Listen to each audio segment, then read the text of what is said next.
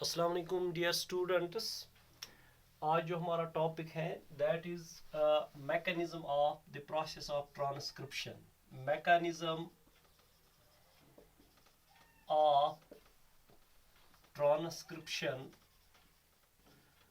Transcription process.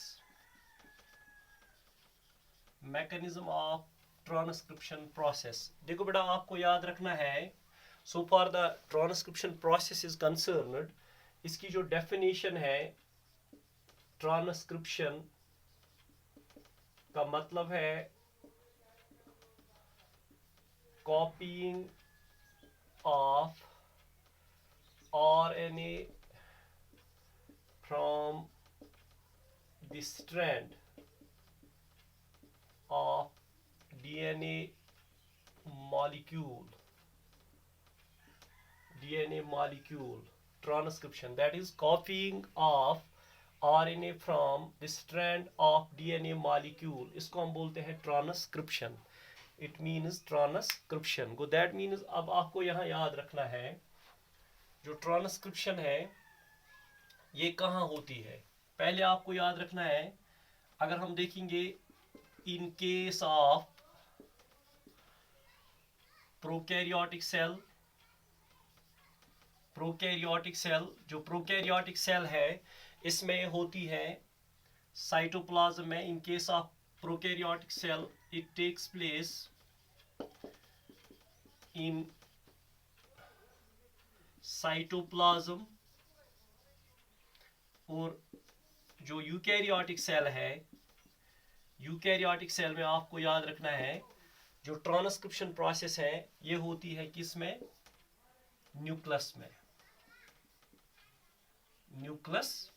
क्योंकि यहाँ जो न्यूक्लियस होता है, डीएनए होता है, वो होता है न्यूक्लियस में। That is why transcription process जो होती है यूकैरियोटिक सेल में वो होती है किसमें, न्यूक्लियस में। ये पहली बात आपको याद रखनी है। So for the transcription is concerned, it is कॉपिंग of RNA from DNA from the strand of DNA molecule.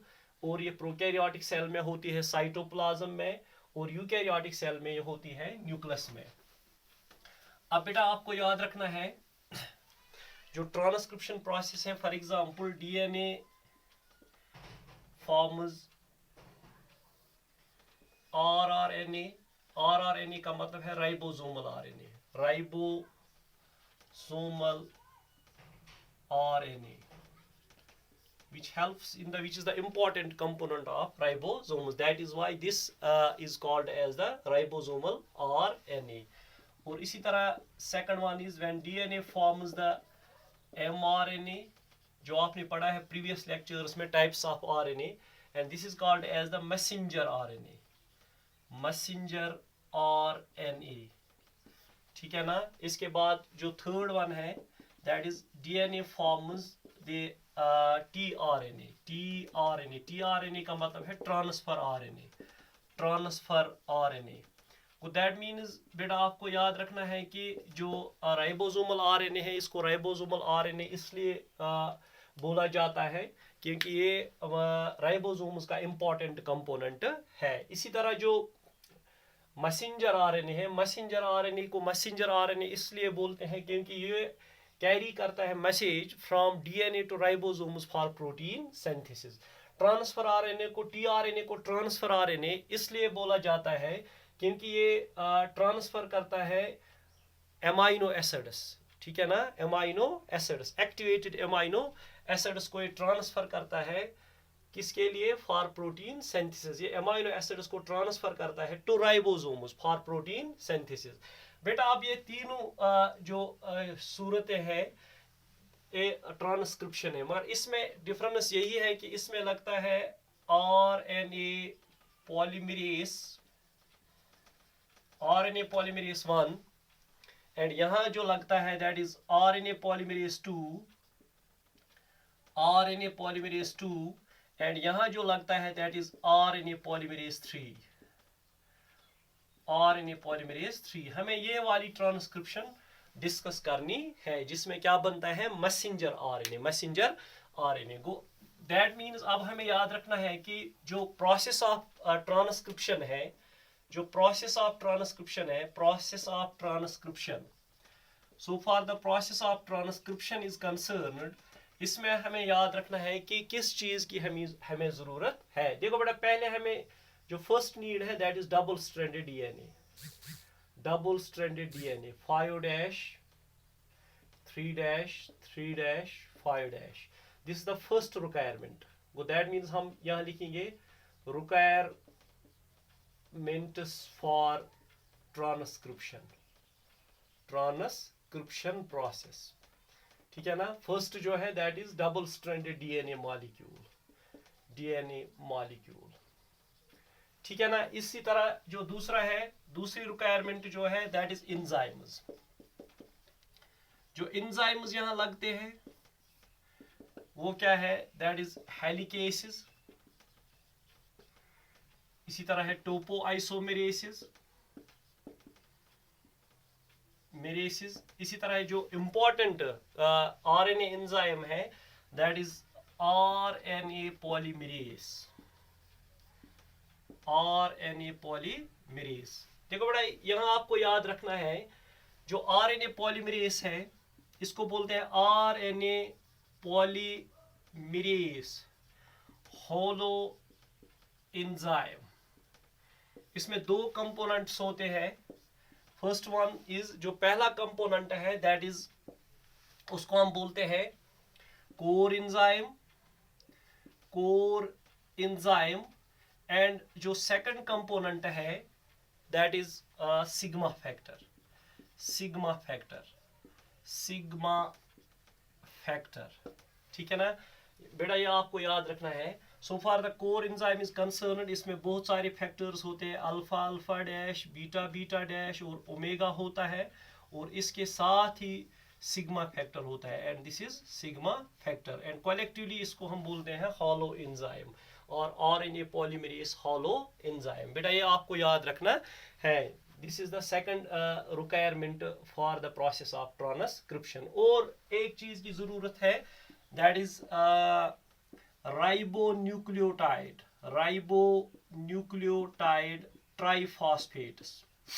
ट्राइफॉस्फेट्स, या राइबोन्यूक्लियोटाइड्स की जरूरत है, ट्राइफॉस्फेट्स, ठीक है ना। These are the requirements for the process of transcription. ये आपको याद रखना है, ये process of transcription के लिए requirements है। अब बेटा आप ख्याल रखिएगा, पहली requirement जो है आपको यहां याद रखना है, ये ट्रांसक्रिप्शन यूनिट है, transcription unit. This is 5' and 3' strand which is called as the coding strand, इसको हम बोलते हैं कोडिंग स्ट्रैंड और सेनस स्ट्रैंड, कोडिंग स्ट्रैंड, ठीक है ना, और सेनस स्ट्रैंड। और ये वाला जो है this is 3' 5', this is called as the antisense strand, antisense strand, ठीक है ना, या नॉन कोडिंग स्ट्रैंड, या इसको हम बोल सकते हैं non coding strand, non coding strand. अब बेटा इसमें आपको याद रखना है कि इसमें जो नाइट्रोजनस बेसिस होते हैं, न्यूक्लियोटाइड्स होते हैं, for example adenine, guanine, cytosine, thymine, यहाँ होगा thymine, cytosine, guanine and adenine, ठीक है ना। These two are complementary to each other. So that means हम यहाँ कहेंगे in DNA molecule, so far the DNA molecule is concerned, इसमें जो ये दो strands हैं they are complementary to each other. In DNA molecule the two strands are complementary to each other. Complementary का मतलब है अपोजिट। फॉर एग्जाम्पल एडेनिन के opposite base जो है दैट इज, ये पेयरिंग करता है थाइमीन के साथ, ग्वानिन साइटोसिन के साथ, साइटोसिन ग्वानिन के साथ, और थाइमीन जो है वो एडेनिन के साथ। ये बेटा आपको याद रखना है यहाँ। वो दैट मीन्स जो पहली रिक्वायरमेंट है that is double stranded DNA. Double stranded DNA में आपने पढ़ा है ये ट्रांसक्रिप्शन होती है ट्रांसक्रिप्शन यूनिट में। जो ट्रांसक्रिप्शन यूनिट है इसमें यहाँ जो है this is called as the promoter region, and this is called as the coding region or structural gene region,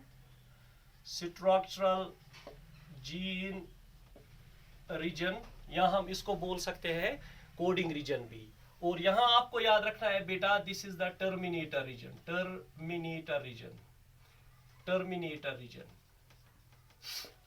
reason. अब यहाँ जो है इसकी लोकेशन कहाँ हो सकती है? फॉर एग्जाम्पल यहाँ अगर हम इन केस ऑफ अगर हम देखेंगे in case of eukaryotic cell probably जो प्रमोटर रीजन होता है ये कहाँ होता है, या हम दिखा सकते हैं इसमें।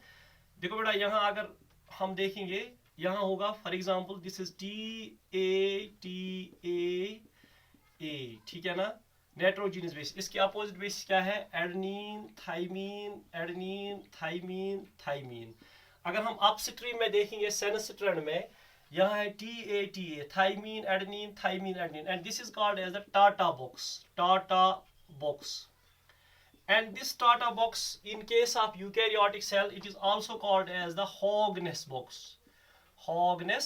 इसको हम बोल सकते हैं Hogness box भी, ठीक है ना, और इसको कहा जाता है Hogness box। इसी तरह ये या तो प्रोबेबिलिटी यहाँ होगी, और ये जो है this is coding region.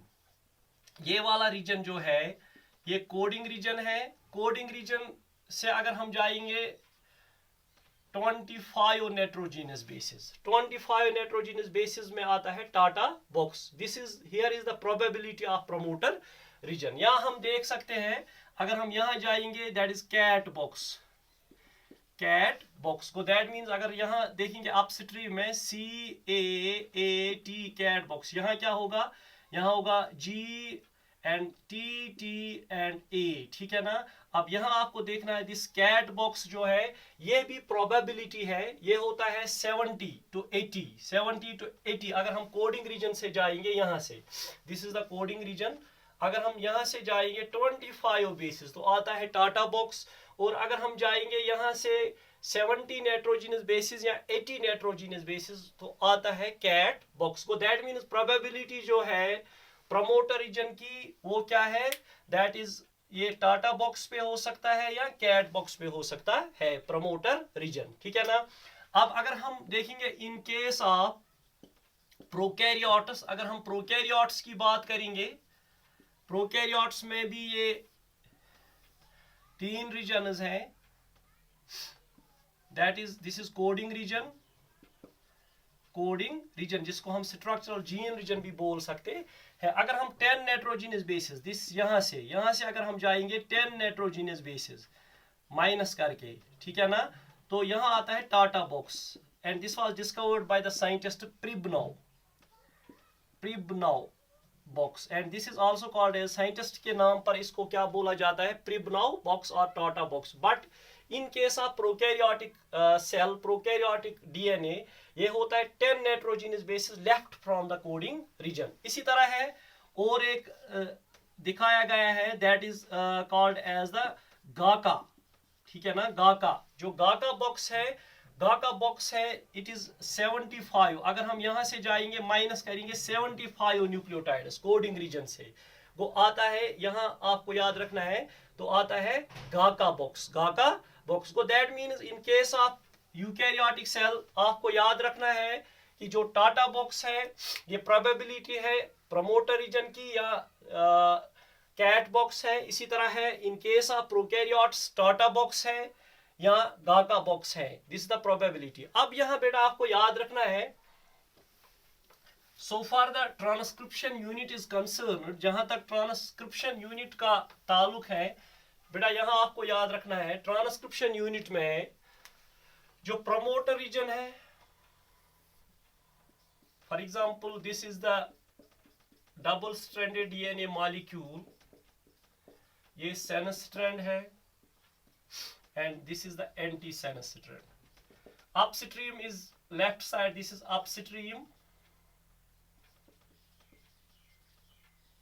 Upstream, and अगर हम राइट साइड में जाएंगे दिस इज डाउनस्ट्रीम। डाउनस्ट्रीम का मतलब है 3 dash and this is the upstream of what, sense strand, and this is the downstream of sense strand, ठीक है ना। अगर हम यहाँ देखेंगे बेटा पहले क्या होगा, फॉर एग्जांपल यहाँ प्रमोटर रीजन है, प्रमोटर रीजन पे पहले आएंगे ट्रांसक्रिप्शन फैक्टर्स। जो ट्रांसक्रिप्शन फैक्टर्स है, या इनको हम बोल सकते हैं इंसेशन फैक्टर्स भी, क्योंकि जो ट्रांसक्रिप्शन प्रोसेस है इसमें 3 टाइप्स है। फर्स्ट वन इज 3 स्टेप्स है। First one is initiation, second one is elongation, and जो third one is that is termination. That means initiation, elongation and termination, ये these are the 3 steps. So that means initiation, transcription factors पहले आएंगे, ये promoter reason पे जाएंगे, और जो अब ये बुलाएंगे किसको, RNA पॉलीमरेज को, ठीक है ना, which is the very important enzyme during the process of transcription, ठीक है ना।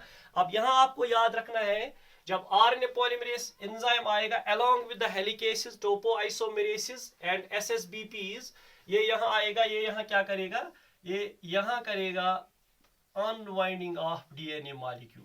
This is the unwinding of DNA molecule. So that means this is 5 dash 3 dash and this is 3 dash and 5 dash, यहाँ हुई unwinding of DNA molecule।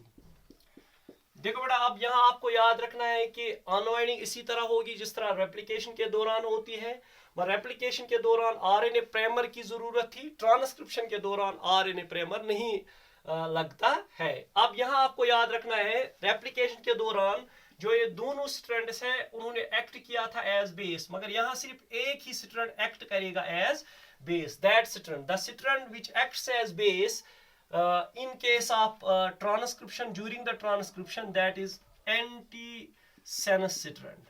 Anti-sense strand, जो anti-sense strand, it acts as template or base and it is also called as the template strand. So that means which strand is called template strand in transcription, that is 3 5 strand, and this strand is called as the non-template strand. Non-template strand.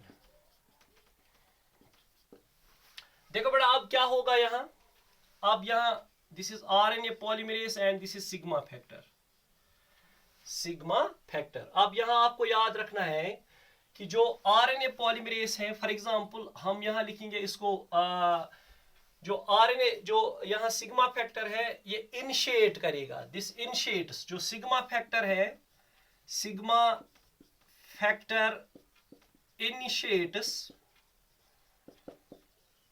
The process, ठीक है ना। इसके बाद जो core enzyme है, core enzyme में जो alpha alpha dash है, बीटा बीटा डैश है और ओमेगा फैक्टर जो है कोर एंजाइम में, they help in the elongation, वो एलोंगेशन में हेल्प करेंगे। अब इसको समझना है कि ये किस तरह होता है, and this is the promoter region, यहाँ ये प्रमोटर रीजन है, and this is the coding region, coding region, and this is the terminator region, terminator region. देखो बेटा यहां आपको याद रखना है, फॉर एग्जांपल अब हम इसी बबल पे जाएंगे,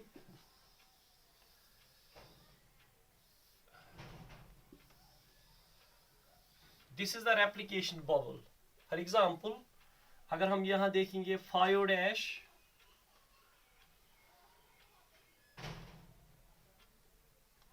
3 dash and this is 3 dash 5 dash। अब यहाँ this is the replication bubble। अब यहाँ से क्या करेगा, देखो बेटा पहले क्या होगा, यहाँ अगर हम देखेंगे so far the prokaryotic cell is concerned, इसमें न्यूक्लियस नहीं होता है, यूकैरियोटिक सेल जो है इसमें न्यूक्लियस होता है, न्यूक्लियस होता है। दैट मीन्स यहाँ ट्रांसक्रिप्शन होगी, जो डीएनए है वो क्या बनाएगा, RNA, DNA forms RNA, DNA बनाएगा आरएनए, फिर जो न्यूक्लियर पोर्स है, न्यूक्लियर पोर्स के जरिए ट्रांसफर होगा, जो आरएनए यहाँ बनेगा mRNA, messenger RNA, messenger RNA in presence of RNA polymerase 2। अब ये मैसेंजर आरएनए आएगा बाहर कहाँ, साइटोप्लाज्म में, और ये अटैच होगा राइबोसोम्स के साथ फॉर प्रोटीन सिंथेसिस। ये आपको याद रखना है। देखो बेटा यहाँ क्या है, यहाँ आपको याद रखना है कि जो आरएनए पॉलीमरेज है, अब जो ये न्यूक्लियस है या यहाँ जो साइटोप्लाज्म है, इसमें क्या होते हैं, इसमें होते हैं free ribonucleotide monophosphates. This is the very important point. Free और कंबाइंड आपको याद रखना है। एक तो आरएनए में जो है they are called as the combined, और फ्री जो है जो किसी शक्ल में कंबाइंड स्टेट में नहीं होंगे। तो अब आपको यहाँ याद रखना है कि so far the prokaryotic cell and eukaryotic cell is concerned, इनके साइटोप्लाज्म और न्यूक्लियस में ऑलरेडी फ्री राइबोन्यूक्लियोटाइड ट्राइफॉस्फेट्स जो है वो अवेलेबल होते हैं। तो during the process of transcription पहला स्टेप जो है दैट इज जो पहला स्टेप है वो आपको याद रखना है, that is the activation of free ribonucleotide monophosphates. बेटा जिस तरह आपने रेप्लिकेशन के दौरान पढ़ा है, रेप्लिकेशन के दौरान आपने पढ़ा है कि जो वहां होती है activation of free deoxyribonucleotide monophosphate, ये ऑलरेडी प्रेजेंट होते हैं सेल में। फॉर एग्जांपल क्या क्या होता है, AMP, GMP, CMP, UMP, adenosine monophosphate, guanosine monophosphate, cytidine monophosphate, uridine monophosphate. को पहला स्टेप जो है इनकी क्या होगी, एक्टिवेशन। मगर इसके बाद जो ये फ्री राइबोन्यूक्लियोटाइड मोनोफॉस्फेट्स होते हैं, इनके अलावा इसमें होते हैं इनऑर्गेनिक फॉस्फेट्स भी, फ्री इनऑर्गेनिक फॉस्फेट्स। अब इनका क्या होगा, ये ऐड होंगे, तो दैट मीन्स इससे ये ऐड होगा twice pyrophosphate, twice pyrophosphate, twice pyrophosphate, inorganic phosphate, 2 times inorganic phosphate. Go that means monophosphate सहित येल ज inorganic phosphate रलन, क्या बनावन ATP, adenosine triphosphate. इसी तरह है GMP and this is GTP, इसी तरह है यहाँ CTP, इसी तरह है यहाँ UTP, uridine triphosphate। यहाँ आपको याद रखना है। गो दैट मीन्स इन ट्राइफॉस्फेट्स की भी जरूरत है, जो मैंने रिक्वायरमेंट्स में लिखा है। मोनोफॉस्फेट्स ऑलरेडी अवेलेबल होते हैं और ये एक्टिवेट हो जाते हैं in presence of phosphorylase enzyme, in presence of phosphorylase enzyme ये एक्टिवेट हो जाते हैं। Monophosphates are converted into triphosphates. देखो बेटा अगर यहाँ देखेंगे हम, यहाँ से ट्रांसक्रिप्शन स्टार्ट होगी, for example adenine, guanine, cytosine, thiamine.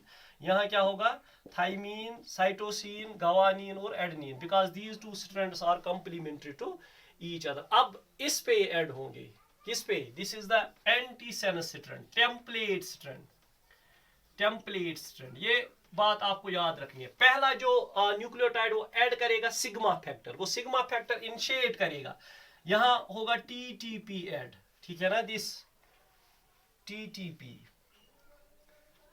ठीक है ना, यहां होगा not TTP, sorry UTP, uridine, क्योंकि एडेनिन के जो अपोजिट में आएगा यहाँ यूरसल आएगा, ठीक है ना, यूरिडीन ट्राइफॉस्फेट, यहाँ आएगा साइटिडीन ट्राइफॉस्फेट, यहाँ आएगा गवानीन ट्राइफॉस्फेट, यहाँ आएगा एडेनिन ट्राइफॉस्फेट, ठीक है ना। अब यही काम है किसका, कोर एंजाइम का। पहले जो सिग्मा फैक्टर है ये सिर्फ इनिशिएट करता है ट्रांसक्रिप्शन को, इसके बाद जो अल्फा अल्फा डैश है, बीटा बीटा डैश है, ओमेगा है, वो बाकी जो ट्राइफॉस्फेट्स हैं ये ऐड करते हैं किस पे, टेम्पलेट स्ट्रैंड पे, टेम्पलेट स्ट्रैंड पे। देखो बेटा यहाँ आपको याद रखना है, यहाँ है यूरसल, साइटोसिन, गवानीन, एडेनिन। अगर हम इसको बॉन्ड बनाएंगे तो ये कौन सा स्ट्रैंड बन गया, आरएनए स्ट्रैंड, क्योंकि इसमें यूरसल है, इसमें क्या है, यूरसल है। गो दैट मीन्स अब यहाँ आपको याद रखना है, यहाँ अब क्या बना, आरएनए स्ट्रैंड। पहले